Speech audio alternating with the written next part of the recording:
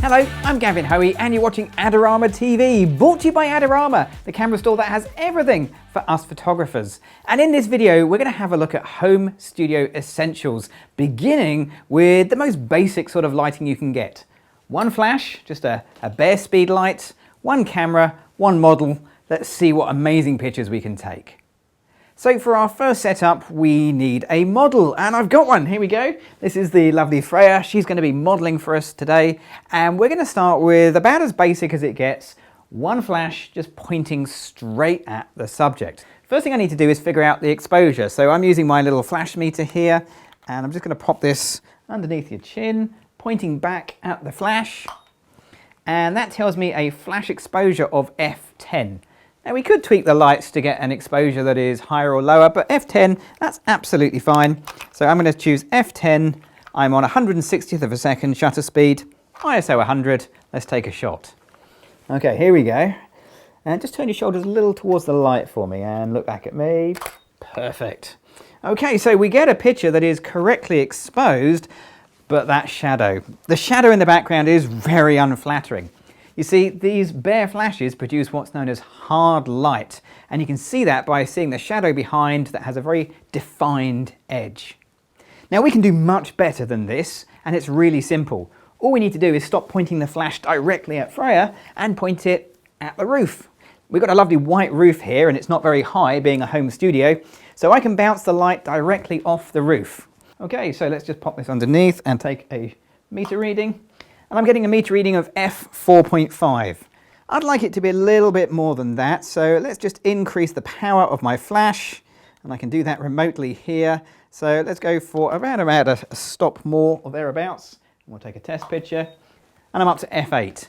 So that's a perfect exposure. Let's change f8 and take the shot. Okay, here we go. And this time I've got a lovely, lovely soft lighting. There's no more nasty shadow, it's gone completely. Now we can do better than that by, rather than bouncing off the ceiling or the roof, we can bounce off a wall. We've got some really white walls here, and these will become reflectors. All I need to do, angle my flash back down, let's point it over to the side, and point it towards the white wall, and we're going to just bounce it off the wall. Now we need to take another meter reading because once again we've moved the light, so let's do that. And again I'm going to point the flash meter towards the source of light, not the flash itself. The source of light is now the wall. Okay, so we'll pop that in there. There we go, and in fact it's exactly the same, f8. So we can take the shot. Here we go. This time, Freya, if you can just turn towards the wall a little bit, that's it, and then back towards me. Wonderful, here we go. Okay, and that gives us a lovely soft lighting on the face. There's a lit side and a shady side, and there's also a bright and dark area on the background, which gives a beautiful graduation. Really simple, but really effective. We can do even more with one bare flash than that, so let's do another setup and see what else we can come up with. So for our second setup, we've changed things ever so slightly. Not much, but you'll see a massive difference. I've put the light over to the side, and I'm going to light Freya with what's known as the thin side of the light. And it's kind of hard to explain and much easier to show you. Now I've already metered this out, and I know that it's f8 for the distance between the flash and the subject on this flash power. So I know that, I'm ready to take the shot. Let's do the shoot. Okay, Freya, what I'd like to do is just look over to the black there, and we'll come and take the picture. Here we go. Now when I do that, I get a nicely exposed face, but that background, it's gone completely black. And that's because the speed light, the flash, whatever you're using, it's pointing at the subject. It's not pointing at the background. So very little light hits the background, and there's almost no exposure there at all. So what if you don't want a black background, but you actually want some detail in there? Well, you can do that really easy. All you need to do is ask your model to get closer to the background. So Freya, if you'd like to go and stand right up against the background. Now, because Freya's moved, I need to move my light so it still looks basically the same. And I just grab my light and move it up against the background. There we go. And we'll make sure it's pointing in the right direction. Don't forget to check out Adorama's latest contest and your chance to win amazing prizes. Okay, so the light's moved, but the distance between the light and the subject, that's still basically exactly the same. So my exposure is exactly the same, still f8. Okay, let's take the shot. So again, if you can look just past the light for me, don't look at the light because it can be quite uncomfy. Okay, and this time we get a great shot. Let's do that again. We'll go for a close-up as well, where we have lovely lighting on Freya's face, but the only thing that concerns me now is the background. It's a little bit too bright for my personal taste. In fact, I think it's almost as bright as the face. So I want it not black, but not that bright either. I want a background somewhere in the middle. How do we do that? Well, we get our subject to stand somewhere in the middle. So Freya, if you want to just come and stand roughly in the center for me, that's perfect. Again, I've moved the model, I need to move the light. But once again, because I'm moving the light, but keeping the distance between the light and the model basically the same, I don't need to change my exposure. Okay, so we'll go again. So again, just look past the light for me. Brilliant, here we go. And this time we've got a great shot. We've got something in the background. It's not black, but it's not overpoweringly bright either. But we still have that nice thin edge of light that's lighting our model.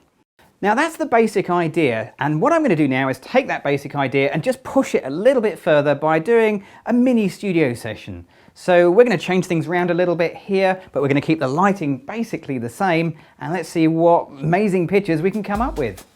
Okay, let's do it.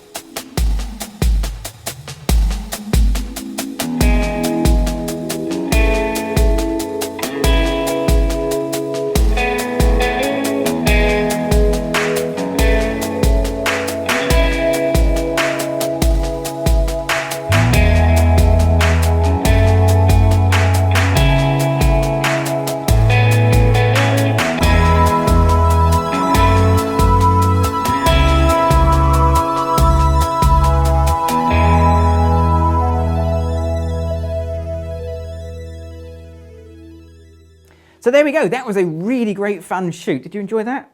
Brilliant, and the results are very dramatic. And that's the thing, when you have a light with no modifiers, you get dramatic light.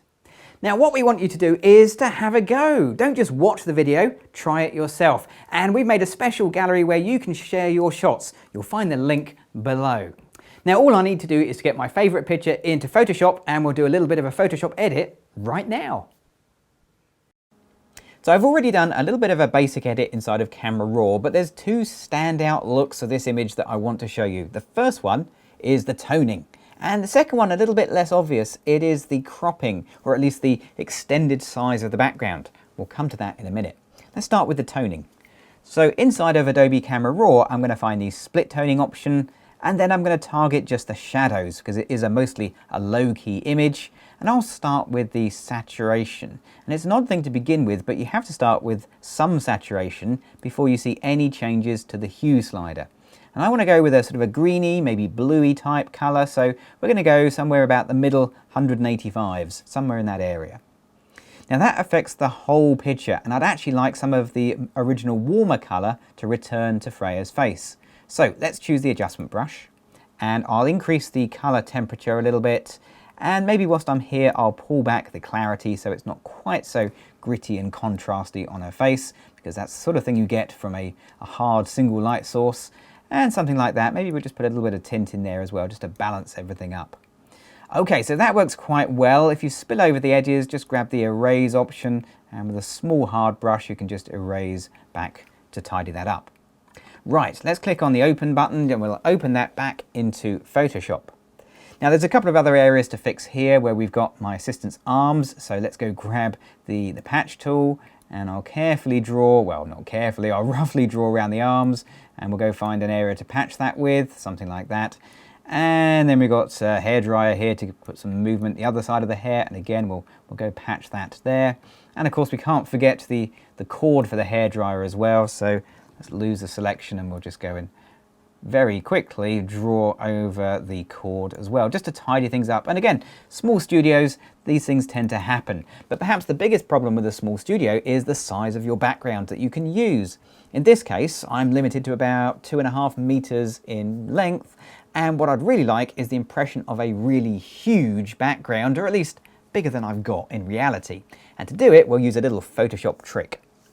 So first thing, I'm going to make a copy of this image by going to Layer and Duplicate Layer. And that does a couple of things. It unlocks the background, at least it gives me a background copy, but it also gives me a return to the original should I need it. Next thing to do is to get the crop tool, and I'm going to increase my canvas size simply by dragging out a crop either side. And that's the kind of dimensions of the picture I want to go for, almost a widescreen feel. And then click on the tip. Finally, we need to stretch this out, but we've got to make sure we don't change our little model here. So to do that, Photoshop has a great feature, and you'll find it under Edit, Content Aware Scale. Now there is a little sign here, a little sort of person figure. Click on that and that will make sure that you don't affect your model's shape, but you can now stretch out the background, and you will see you stretch the background out to give your studio a much larger size than it is in reality. Click on the tick and that'll render that up really nicely. Okay, so there we go. There's my final image with its supersized background and wonderful toning.